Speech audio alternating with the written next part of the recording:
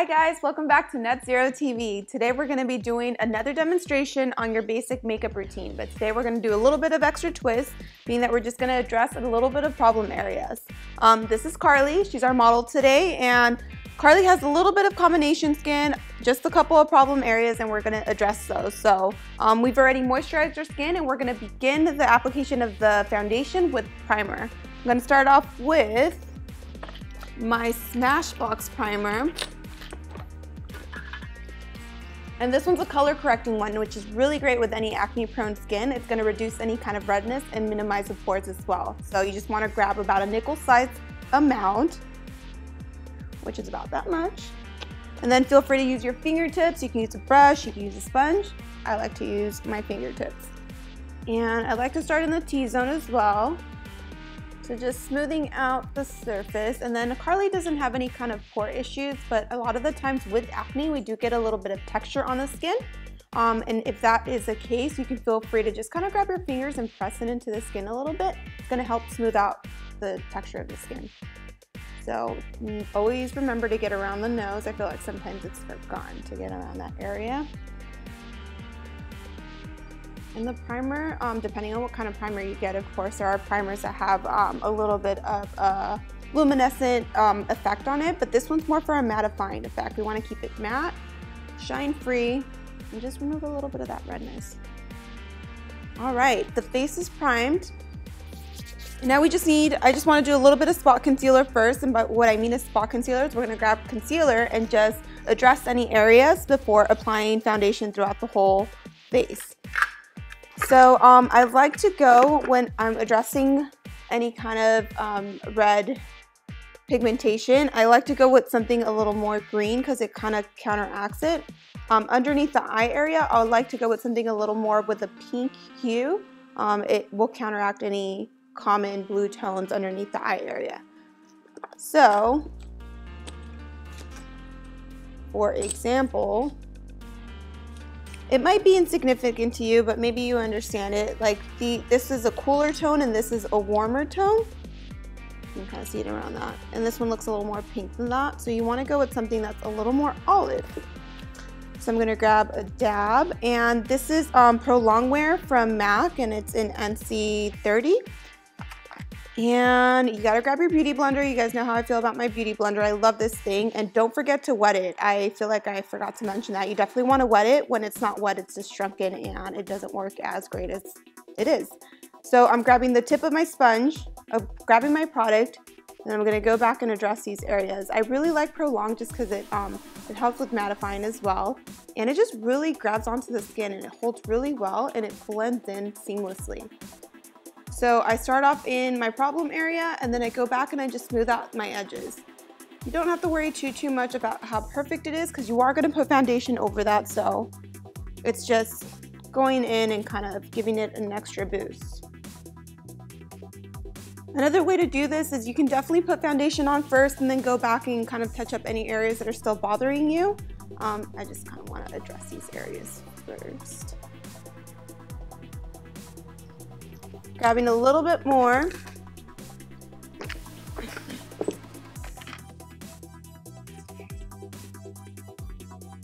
And then you want to remember not to try to get anything too light. If you're bringing anything too light to the skin or lighter than the skin, you're actually bringing it out and you're just going to draw more attention to it. So you're almost highlighting your problem area.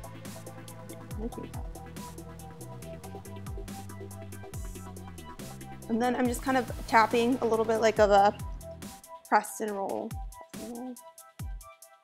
Any redness around the nose area. So I'm gonna bring it real quick.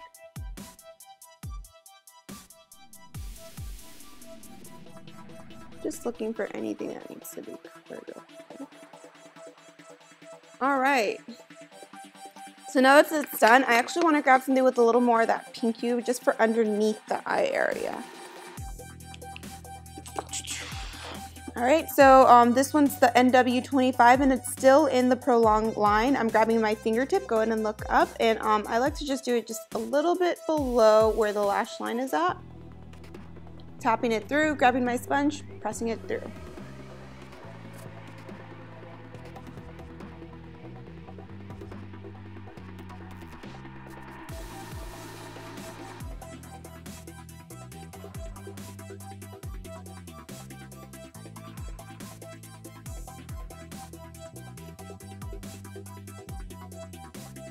All right, I think we're nice and ready for some foundation. The foundation you want to use is completely up to you. Today I'm just gonna make my own for Carly. You can definitely do that at home as well. I know some people like mixing a couple foundations together to get like their perfect match. So when I look at Carly, I feel like she's a little bit more olive. She does have that a little bit of redness in her skin because of just minor acne, but it's okay. We could just balance it out a little bit.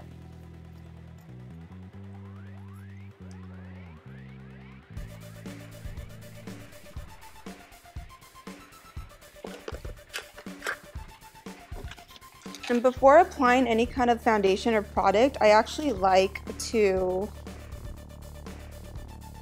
maybe turn a little bit, just to make sure it blends in with the jawline.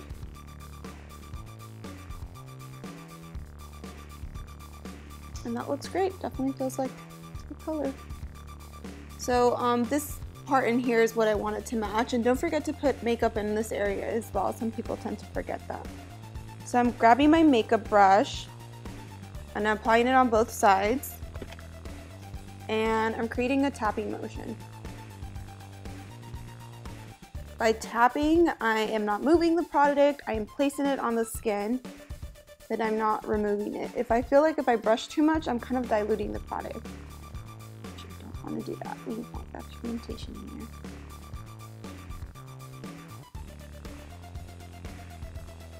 And I'm just going in with the foundation brush. This is the MAC 190.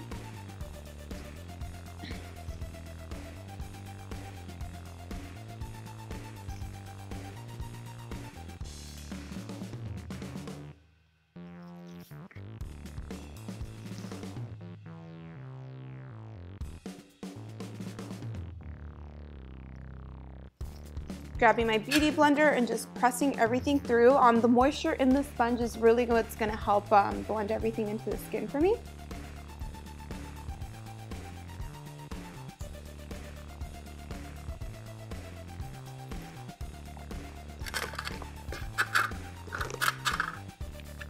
Just need to add a little extra concealer.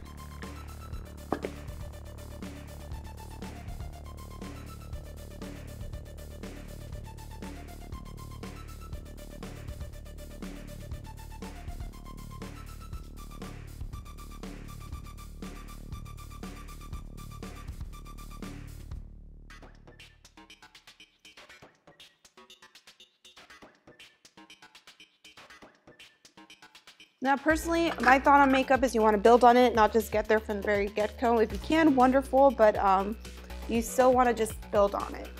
If not, it starts to look a little cakey. So now that we have our foundation, you definitely want to set the foundation with powder. Make sure it doesn't go anywhere. Sometimes acne-prone skin can be oily, not always. So if it does tend to be oily, you definitely want to set it with a little bit of powder. I'm gonna go in with Medium Plus. It's from it's Studio Care Blend Press from MAC. And it's a little bit warmer, so it's gonna balance that with more of that olive tone that I used for her foundation, and I'm gonna add a little bit of warmth. So this color is a little bit warmer than her skin, which is fine. I'm just gonna go in kind of like if it was a bronzer, and that's gonna help with a little bit of dimension and still gonna set her makeup.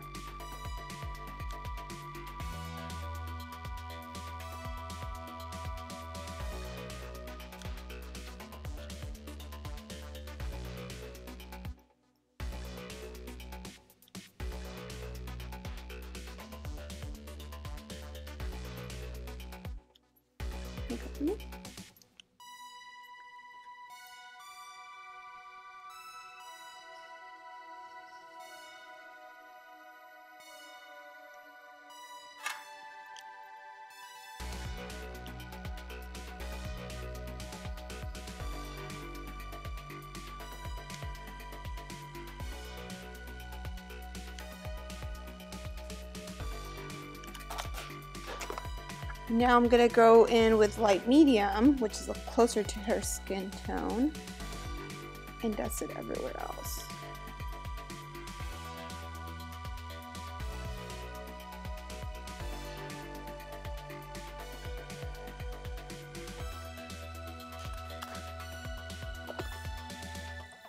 Another great tip if you want to build on coverage with any of the mineralized powders, you can always just spray your brush with a little bit of Fix Plus, and it almost liquefies the product.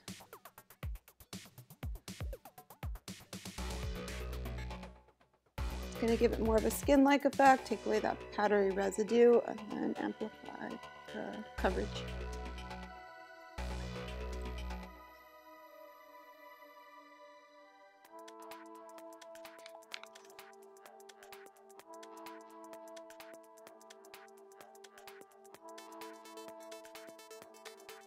So what I'm gonna be doing now, there was a couple of areas I needed a little extra coverage. So I just went in with my concealer. I have this palette right here, and it's a color correcting palette. You definitely don't want to put that directly on the skin, but it's just adding a little bit more warmth to my concealer.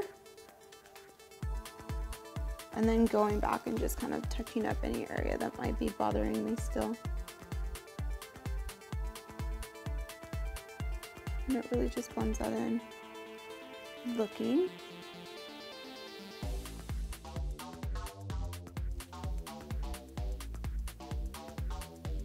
And a makeup look cannot be finished until you put a little bit of a setting spray.